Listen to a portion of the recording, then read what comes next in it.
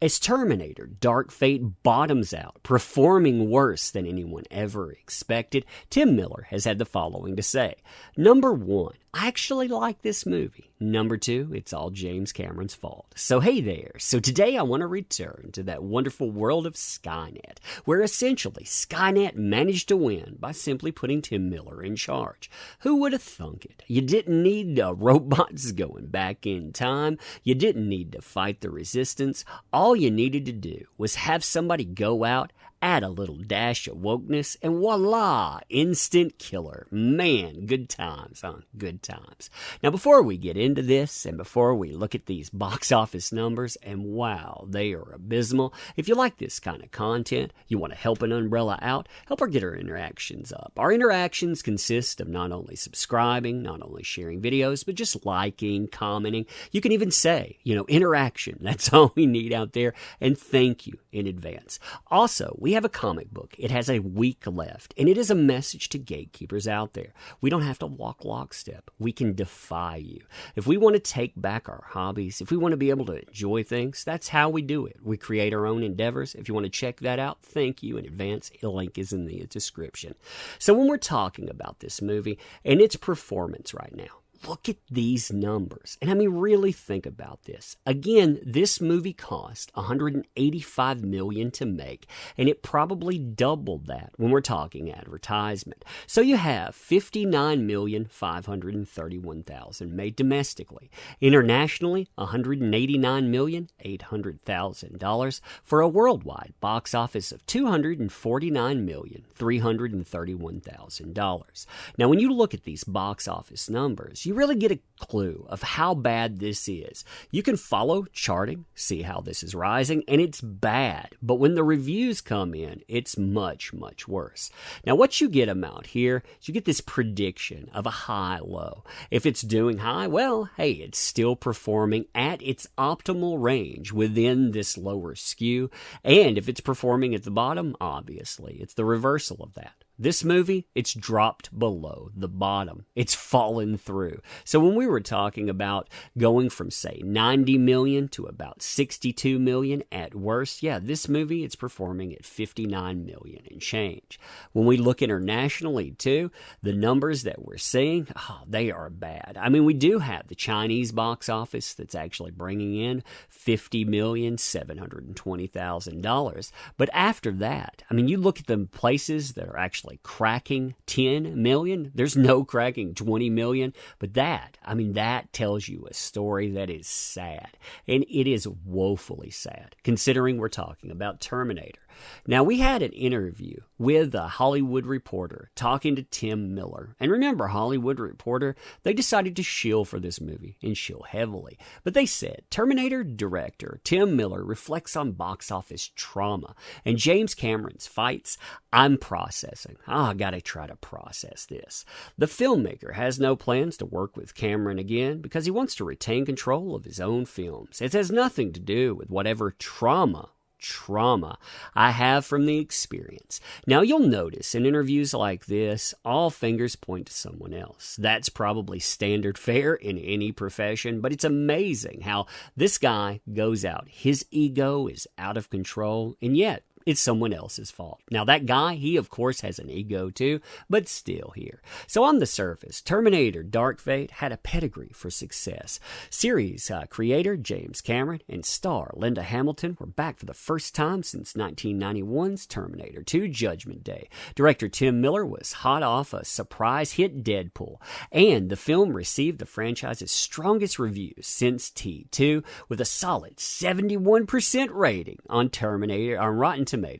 But Dark Fate ultimately bombed, earning just $29 million in its November the 1st opening week. 3 weeks later, Miller opened up about what happened in a revealing interview with Kim Masters. Now, what was interesting about all of that, like I said, all of that groundwork there, is considering how bad of a bomb we're talking about. Think about this, for example. This movie spent $8 million on TV advertisement right before the weekend opened up. you only recoup $28 million. So 8 of that just went for TV advertisement alone. Insane, isn't it? Insane. So I'm sure we could write a book on why it didn't work, said Miller. I'm still not sure and I'm still processing, but I'm very proud of the movie. Oh yeah, you should be, shouldn't you? Industry observers have pointed to franchise fatigue as contributing to failures of November movies like Dark Fate, Dr. Sleep, and Charlie's Angels. Indeed, Dark Fate followed a string of so-so Terminator sequels, the baggage of which Miller felt while reading the reviews and reactions. It's other movies' faults. It's other people's faults. What about these movies here, huh? Charlie's Angels, why did it fail? Oh, it sounded just like Tim Miller, only on steroids. I got you. So the thing they seem to hate the most about the movie were things I can't control. I can't help that you didn't like Genesis or you felt betrayed by Terminator 4. I can't help that. Miller also addressed a head-turning quote from producer and co-writer Cameron, who said there were many creative battles on Dark Fate. The blood is still being scrubbed off the walls from those creative battles, Cameron told reporters in October. This is a film that was forged in fire, but that's the creative process, right? Now, Miller acknowledges that there were plenty of creative battles on Dark Fate between him, Cameron, and Skydance's David Ellison. Even though Jim is a producer and David Ellison is a producer, they technically have final cut and ultimate power. My name is still on it as director. Even if I'm going to lose the fight, I still feel an obligation to fight because that is what a director is supposed to do. Fight for the movie. Fight for the future. When it came time for Miller to show Cameron his director's cut, he was unsure what his producer would think. The lights come up, and there was a lot of stuff that I had cut that Jim thought was important, and scenes we had shot, and we disagreed on. But the lights come up, and Jim says, we got a movie. Yeah, we got a movie indeed. We did indeed get that. Miller noted that many disagreements came down to small lines that the director saw as poetic and beautiful, but which Cameron didn't care for. I would fight for that line because it was important to me. But does the audience really care? Probably not. As far as Donnybrook goes, it's not that big of a deal. So you fought over things that were meaningless when it comes to the overall direction of a movie. Would the audience care if that line were there? Well, probably not. Okay, well, why not go in and why not think about what the audience would want? See, that's what the key to all of this is. It's not a vanity project for you. That's what you've got to understand, Tim Miller. This is a thing that is for mass consumption. You know what people want from Terminator movies. Why not freaking give it to us? Now, early in development, Miller and Cameron disagreed on what should be happening in the future. Cameron wanted the humans to be winning, as in his first films, while Miller wanted the humans to be losing to Legion, his new version of Skynet. Oh, gag me with a spoon. I suggested Legion is so powerful, the only way to beat it is going back in time and strangle it in the crib. Jim says, what's dramatic about the humans losing? Says, well, what's dramatic about the humans winning? They need to keep on winning. I like a last stand. It's not his thing. For Miller, part of the challenge with Dark Fate was being in a position where he did not have ultimate control as a director. That was part of the reason he opted not to return for Deadpool 2 after having creative differences with star Ryan Reynolds. It became clear that Ryan wanted to be in control of the franchise. You can work that way as a director quite successfully, but I can't. So we see some creative problems here. Can't work with James Cameron. Can't work with Ryan Reynolds. Fun times there, no? Fun times. Now, on Dark Fate, he found himself in a situation where he did not have ultimate control, and Miller acknowledges that he would not likely work with Cameron again for that reason. I can say no, but it has nothing to do with whatever trauma I have from the experience. It's more that I just don't want to be in a situation again where I don't have control to do what I think is right. Still, Miller said that he and Cameron maintain a good relationship. So I just got an email last week from Jim. I know we clashed a little bit. I put it all down to two strong creative people with differences of opinions, and I think it made the movie better. I'll be back in LA in December. Let's go get a beer. Fun times there again, fun times. You know, when I see this stuff, like I said, you don't want to burn those bridges, and yet it's like you dynamite them too. Oh man, that guy, he left me with trauma. I would never work with him. But if I saw him again, I would have a beer with him. Fun times, like I said. For Skydance's Ellison, Dark Fate marked the second bomb in a matter of weeks following disappointment of Gemini Man. Miller feels horrible for losing people money on Dark Fate, and he even took it upon himself to pick up the tab when he and Ellison had dinner this week. Wow, so you cost the guy 30% of a possible $130 million?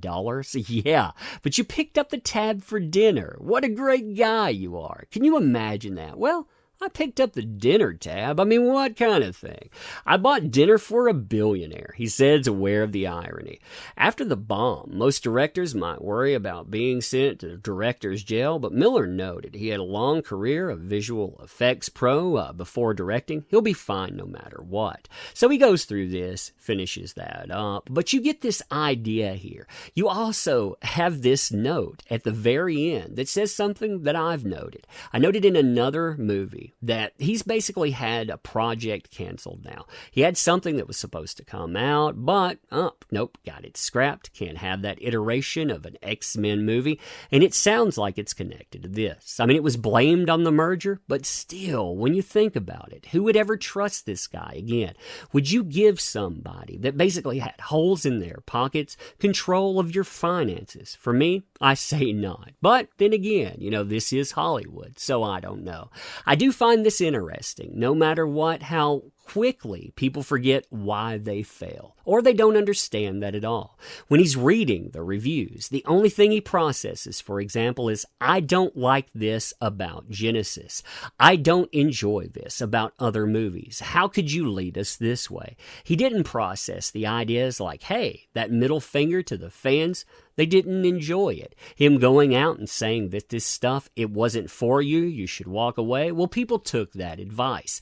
Maybe you should hear them. Maybe you should heed their warning. Maybe, just maybe, again, you should make movies not for you, but for those people out there that are paying to watch them. I don't know. You tell me what you think. If you like this kind of content too, like I say, you want to help us with our interactions, definitely is appreciated. Like I say, all you got to do is comment, like anything. That definitely helps that out. Check out our book too. We have less than a week on it. Thank you for that. And ending, I want to say thank you for showing up. I appreciate you doing so. These people here, they have forgotten what empowers endeavors. That's you. I mean, that is an easy lesson out there. They should know it, but they don't.